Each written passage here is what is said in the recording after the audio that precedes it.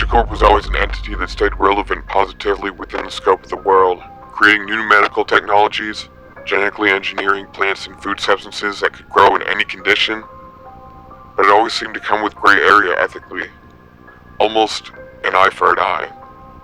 But because the problems they were solving were so severe, the general population couldn't really argue with the methods.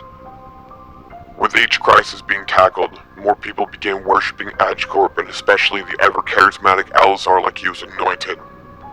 The savior of the world. He had the answers, the technology. When the economy collapsed in the US, millions of people were out of work and out of food.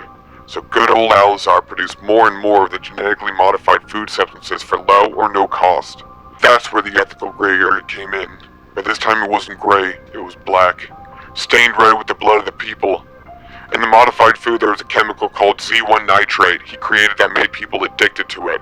Like if the opioid epidemic had an opium addiction levels of bad, and calculated as such. When that chemical was found out by the government, production was ceased and the food was recalled. That angered the people during a collapse. A government that was actively taking away a cheap food source when there were starving people? Just like Alazar wanted.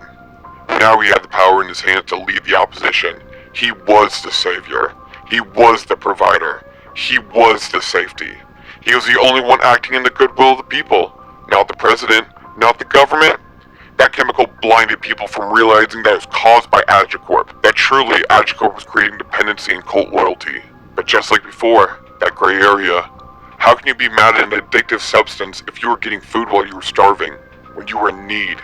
He Pavlovian dogged an entire population to need him just to exist.